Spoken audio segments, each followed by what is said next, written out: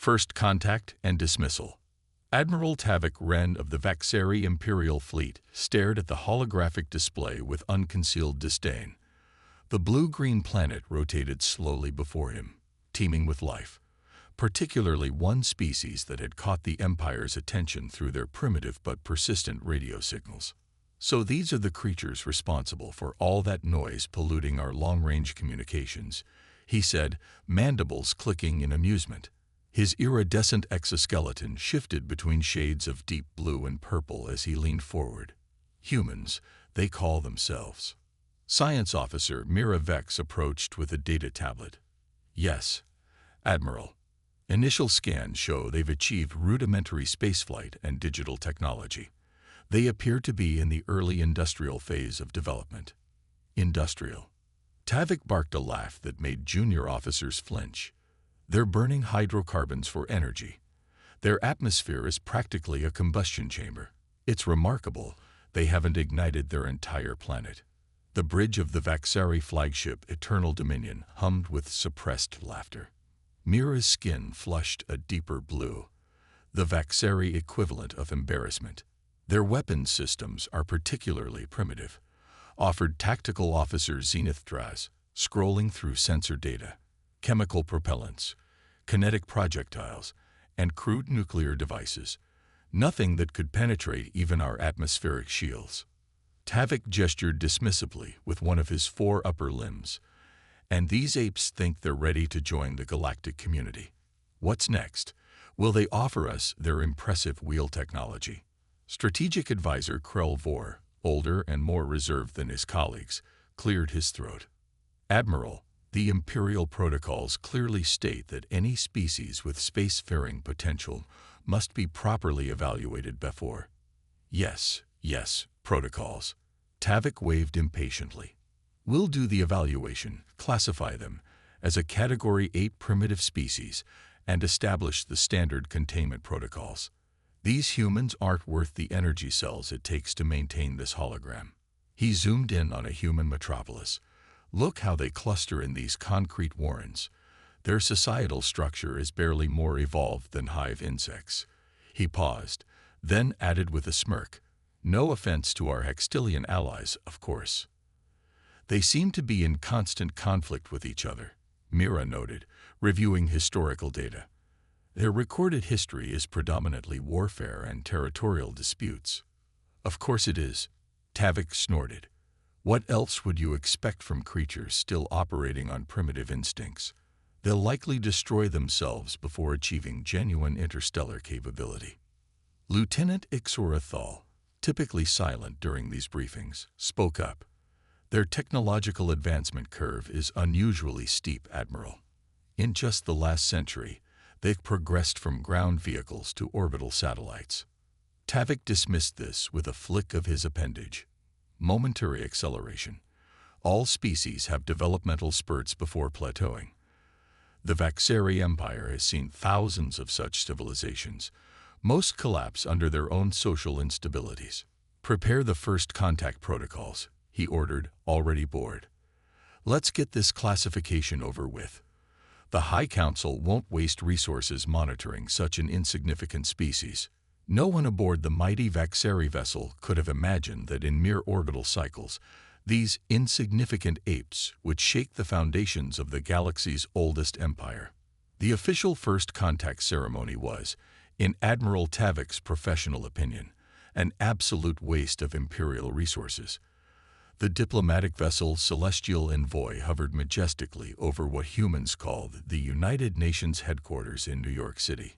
Tavik stood impatiently in the teleportation chamber, adorned in ceremonial regalia that felt ridiculously elaborate for meeting primitive beings.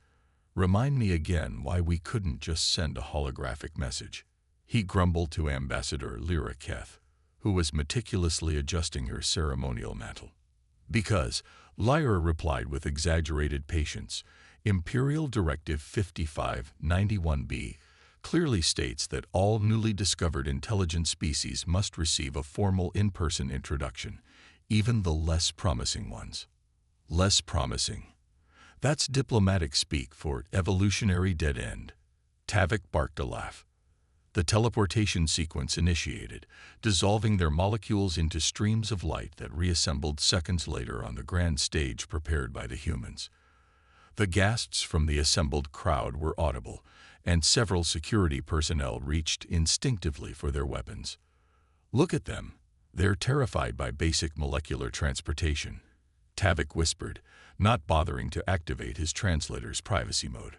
"Do they still use doors?" Ambassador Keth shot him a warning glance before stepping forward, arms raised in the universal gesture of peace. "People of Earth, the Vaxari Imperium greets you." What followed was, according to Tavik's official report, a tedious exchange of meaningless pleasantries with creatures barely sophisticated enough to comprehend our existence. The human representative, Secretary General Americhen, asked questions that made Tavik's exoskeleton practically crack with suppressed laughter. "No, we cannot share our faster-than-light technology," Lyra explained with practiced diplomacy.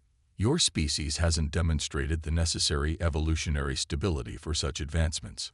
A human female with striking silver-streaked black hair, their chief scientist Dr. Elena Reyes, stepped forward. "Perhaps you'd be interested in seeing our latest quantum computing breakthroughs. We've made significant strides in." Tavik couldn't contain himself anymore. "We've used quantum computing for children's toys for millennia. What's next? Will you show us your impressive combustion engines?" The human delegation bristled visibly. Dr. Rice's face flushed, but she maintained composure. "Admiral, with respect, you might find that humans are quick learners." "Quick," Tavik retorted. "By your evolutionary timeline, we'd be extinct before you managed true interstellar travel." As the delegation returned to the ship, Science Officer Mira noted uncomfortably, "They seemed particularly interested in our defensive capabilities." "Of course they were," Tavik laughed.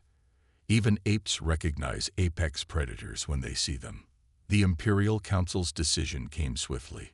Earth was designated a protected development zone, a fancy term for what Tavik called a glorified zoo exhibit.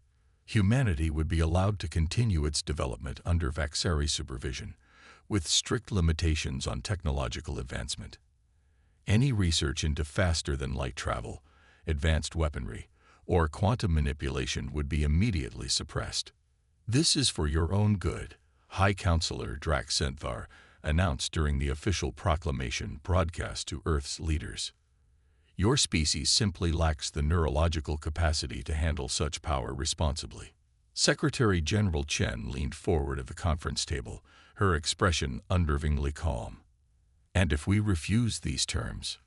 Tavik snorted loudly enough that several aides winced. "Then we will be forced to implement protective measures. Nothing personal. We do this with all potentially self-destructive species." His mandibles clicked in amusement. "Consider it similar to how you might childproof a dwelling for a particularly curious toddler." Chen's smile never reached her eyes. "I see. We'll need time to consider your generous offer." "Take all the time you need," Tavik replied magnanimously, "though I should mention our definition of time might differ. You have 48 of your Earth hours." When the transmission ended, Tactical Officer Zenith approached Tavik with unusual hesitation. "Admiral, our monitoring systems have detected unusual activity in their military installations. They appear to be mobilizing." "Mobilizing? With what?" "Their admirable chemical rockets and projectile weapons." Tavik collapsed into his command chair, practically wheezing with laughter. "Oh no. Should I be terrified of their nuclear missiles that couldn't even penetrate our basic atmospheric shields?" Lieutenant Exora cleared her throat.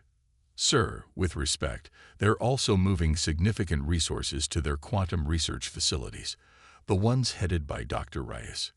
"Let them," Tavik waved dismissively. "It's like watching a Treglik try to crack a neutronium shell with its teeth, entertaining, if ultimately pathetic." 3 Earth days later, one day past the deadline, the Vaxari fleet positioned 12 enforcement vessels in strategic locations around Earth. Ambassador Keth attempted one final diplomatic communication. "Your time has expired.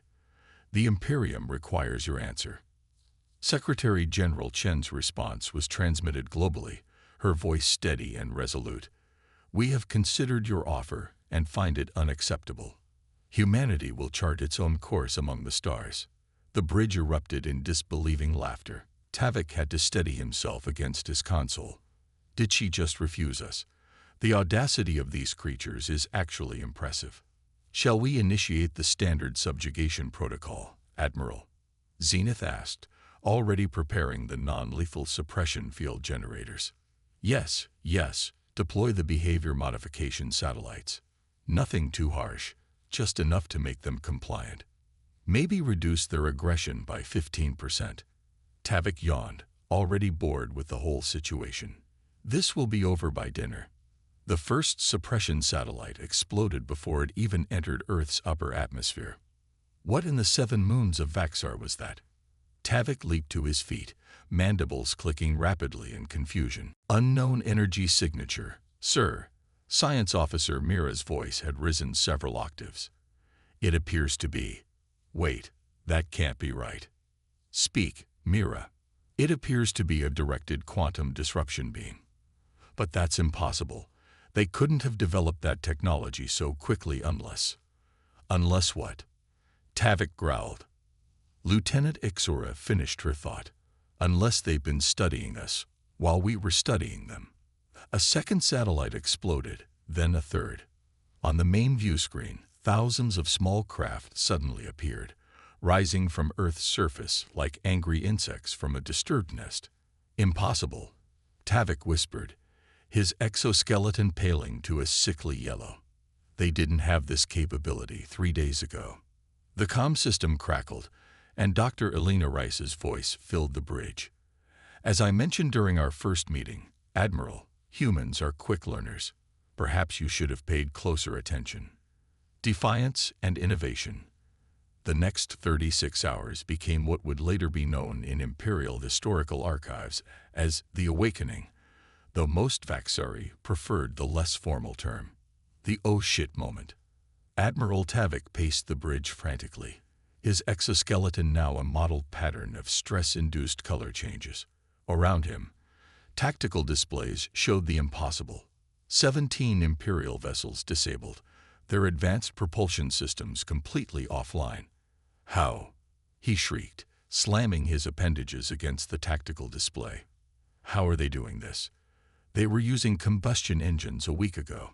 Science Officer Mira's analysis came through in fragments, her voice trembling. It appears they've reverse-engineered aspects of our quantum communication technology and repurposed it into some kind of disruptive field generator. That's impossible. Tavik roared. Even with direct access to our technology, it would take a species centuries to understand the principles, let alone adapt them. Strategic Advisor Krell, now looking considerably less smug than a week prior, cleared his throat. Admiral, we've intercepted transmissions suggesting that the humans have been pooling their intellectual resources. Meaning what exactly?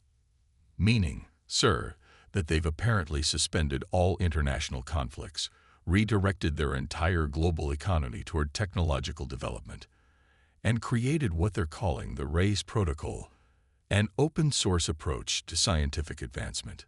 Lieutenant Ixora pulled up footage from Earth's surface on the main display. It showed massive facilities where thousands of human scientists worked in coordinated shifts, analyzing Vaxari technology through a decentralized network.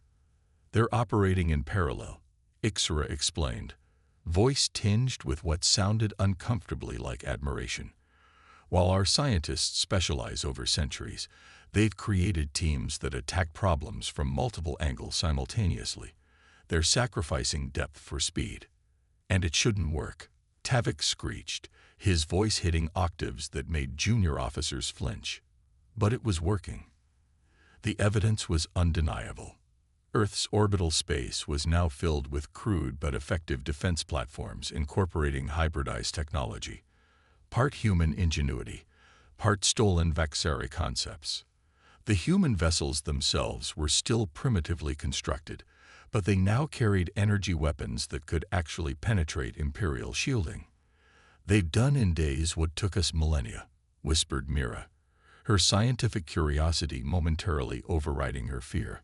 A transmission from Earth interrupted Tavik's impending meltdown.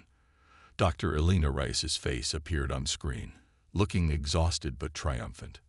Admiral Tavik, in light of recent developments, Secretary General Chen has authorized me to present revised terms for our relationship with the Vaxari Imperium.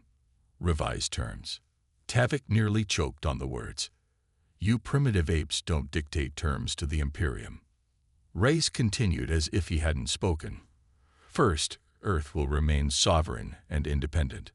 Second, all Imperial forces will withdraw from our solar system immediately. Third, you will provide us with navigational data for safe passage through Imperial space. Tactical Officer Zenith shook his head in disbelief. They've gone completely mad. They think because they disabled a few ships that they can. His words died as alarms screamed across the bridge. On the tactical display, something impossible was happening. The Imperial flagship, the Eternal Dominion, pride of the fleet, with defenses that could withstand a supernova, was reporting complete systems failure. Get me visual, Tavik demanded. The screen shifted to show the massive dreadnought, now dark and drifting. Around it swarmed hundreds of small human craft, attaching devices to its hull. They're boarding it, Lieutenant Ixra reported, voice hollow with shock. Commander, Reyes's voice drew attention back to her transmission.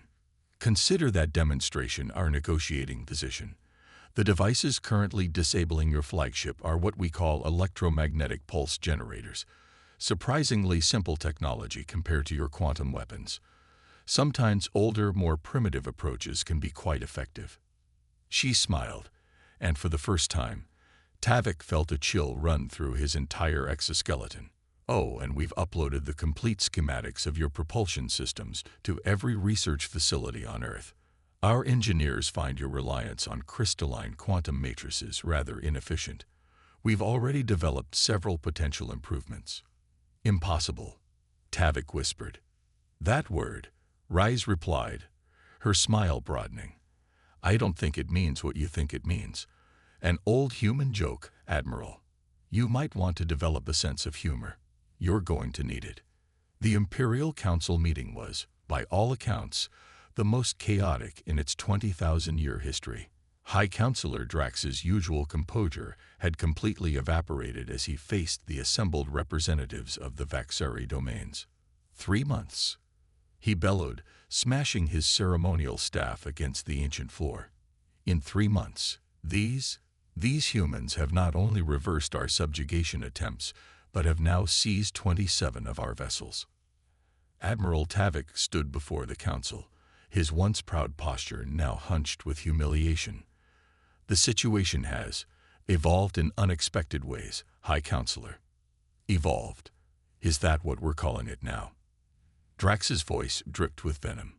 They've established outposts on 7 previously restricted worlds. They're trading advanced technology with the Centauri in exchange for antimatter. They've somehow encrypted their communications using quantum principles we haven't even mastered. The Vaxari homeworld, Vaxar Prime, was in a state of unprecedented panic. For the first time in recorded history, the Empire faced a genuine threat. And from a species they had dismissed as barely more intelligent than animals mere months ago.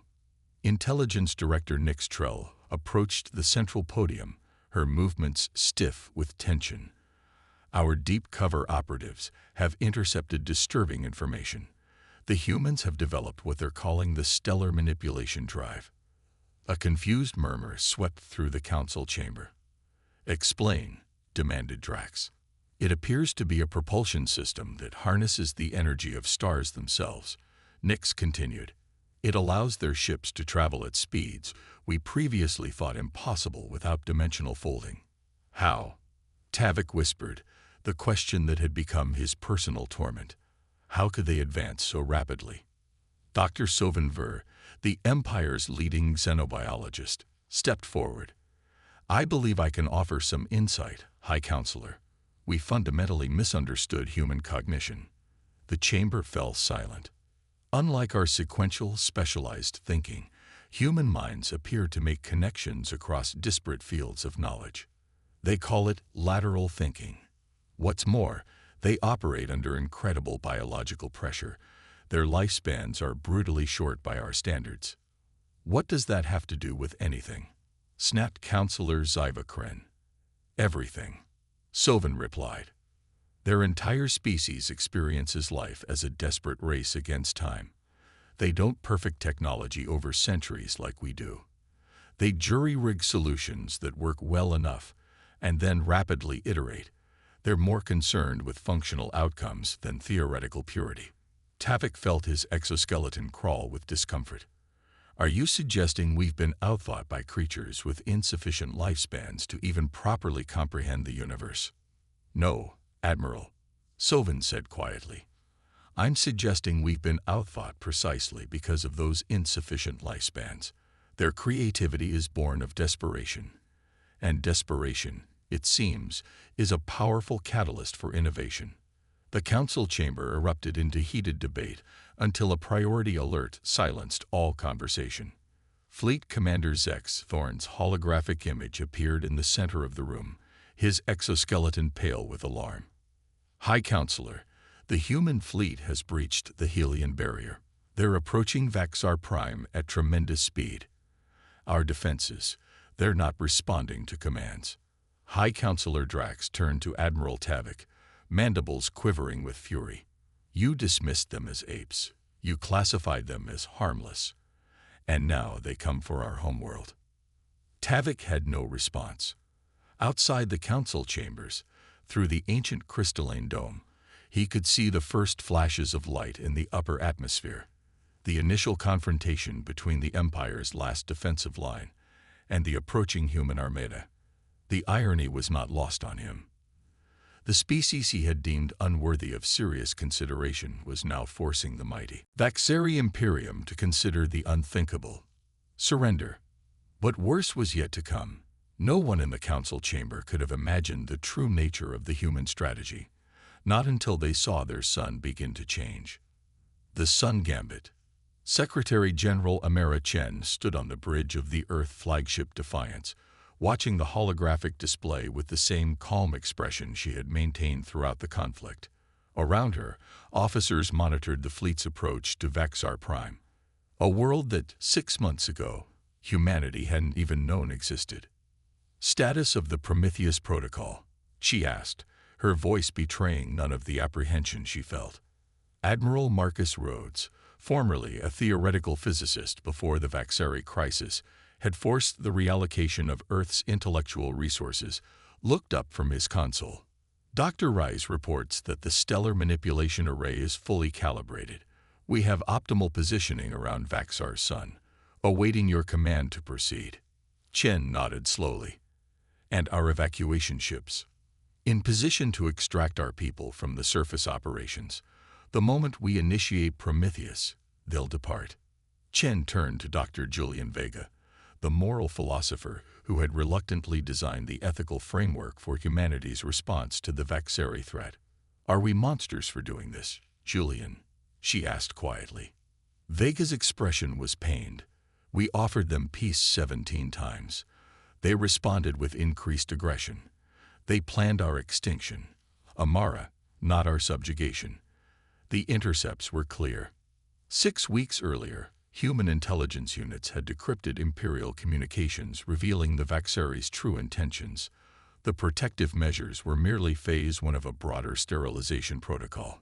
The Empire had deemed humanity too dangerous to exist, a species evolving too rapidly, adapting too efficiently to be controlled. The order had already been given. Earth would be rendered uninhabitable within a year. Open communication with their High Council, Chen ordered. The holographic display shifted to show High Counselor Drax Zenthar, his exoskeleton now a mottled gray, the Vaxari physiological response to extreme stress. Human, your invasion of our sovereign space is an act of unprecedented aggression. Drax began, mandibles clicking rapidly. The Imperium will. We know about Sterilization Protocol 9. Chen interrupted calmly. Drax froze, his compound eyes widening imperceptibly. "We intercepted the communication 6 weeks ago," Chen continued. "We know you've been planning to render Earth uninhabitable, that you consider us an evolutionary aberration too dangerous to exist. You couldn't possibly have decoded. We did. And now we stand at the threshold of your homeworld with a simple choice for you to make." Chen's voice remained level, almost gentle. "Full, unconditional surrender of the Vaxari Empire, or we activate the Prometheus Protocol." Drax's color shifted between patterns of aggression and fear. "Your primitive weapons cannot penetrate our planetary defenses. This bluff." "We're not targeting your planet," Dr. Elena Reyes interrupted, stepping into view beside Chen. "We're targeting your son." A chilling silence fell over the communication channel. "Impossible," Drax whispered, the word that had become the Vaxari refrain as they faced human innovation. "That word again." Reyes smiled without humor. "Let me explain the science in terms you'll understand. Our stellar manipulation drive doesn't just propel our ships. It was designed from the beginning as a dual-purpose technology. It can also destabilize stellar fusion processes through targeted quantum disruption." She gestured, and a simulation appeared beside her. It showed Vaxar's sun undergoing a series of cascading reactions that caused it to flare violently before collapsing inward. "Not a supernova," Reyes explained clinically. "Something more controlled. We call it a stellar recession. Your sun will dim by approximately 70% over a period of 3 days, rendering your homeworld uninhabitable. Your species will survive, but your civilization will collapse." Tavik, who had been standing silently beside the High Counselor, now stepped forward. "You wouldn't. Such an action would violate every principle of principles." Chen's calm finally cracked, her eyes flashing with controlled fury. "You plan to sterilize our planet, to exterminate our entire species because we frightened you, because we learned too quickly, because we wouldn't accept our place in your cosmic hierarchy." She leaned forward. "We are not the monsters here, Admiral. We're simply the prey you underestimated." "You have 1 hour to surrender," Admiral Rhodes added. "Full dismantlement of the Vaxari Imperium, autonomy for all subjugated worlds, and a binding covenant that no Vaxari ship will ever approach Earth's system again." The communication cut off, leaving the High Council chamber in stunned silence. Tavik turned to Intelligence Director Nix. "Could they actually do this?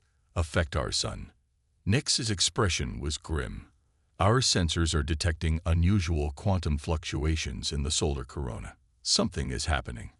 Something we don't understand." "How?" Tavik whispered, the question that had haunted him since the humans had first defied Imperial expectations. "Because you called them apes," came a quiet voice from the corner of the chamber. All eyes turned to Lieutenant Ixorathal, the junior officer who had first noted the unusual steepness of human technological development. "You dismissed them, mocked them, treated them as inferior." Her voice grew stronger. "And in doing so, you gave them the greatest gift possible. You underestimated them so completely that they had every advantage of surprise." Tavik stared at her, mandibles slack with shock.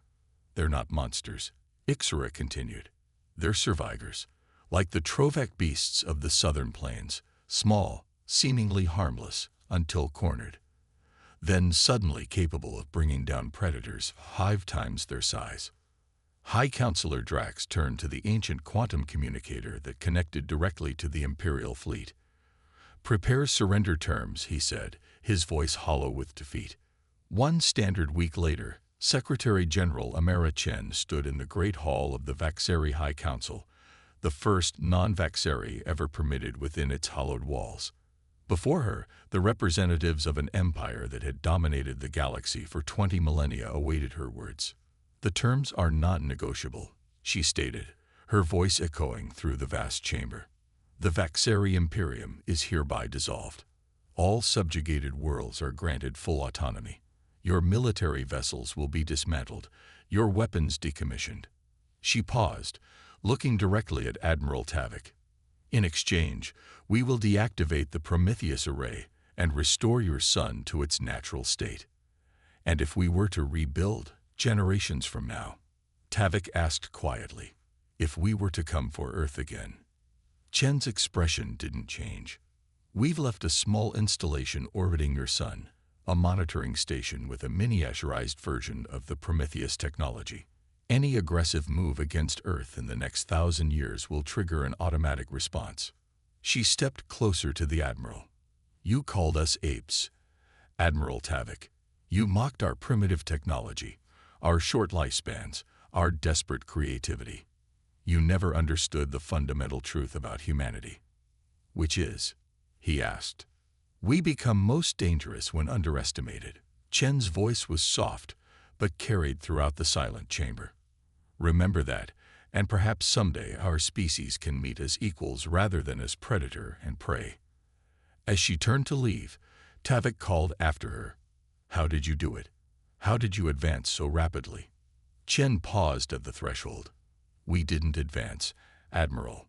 We adapted. There's a difference. She glanced back at him one final time. You thought yourselves gods among the stars, with the right to determine which species deserves to exist. We thought ourselves survivors, fighting for our right to exist at all. It seems the universe favors the latter perspective. When the human delegation had departed, leaving behind a fundamentally altered galactic order, Admiral Tavik stood alone in the council chamber. Through the ancient crystalline dome, he watched Vaxar's sun, now restored to its full brilliance, yet forever changed in his perception. The Empire had stood for 20,000 years, encountering countless species, dismissing most as irrelevant to the cosmic hierarchy. It had taken just 6 months for one such irrelevant species to bring that empire to its knees. Not through overwhelming force, not through superior technology, but through the one thing the Vaxari had never considered a strategic advantage: the desperate creativity of a species fighting for survival. They weren't apes after all, Tavik whispered to the empty chamber. They were what we once were before we forgot how to adapt. Outside, across the capital city, the citizens of Vaxar Prime looked to the sky with new eyes, no longer as masters of the cosmos, but as one species among many in a universe far more complex than they had ever imagined. And somewhere out there, the species they had dismissed as primitive apes continued its explosive growth into the stars, carrying with it both the capacity for terrible retribution and the hope for lasting peace. The choice of which path to follow would shape the galaxy for millennia to come. The end.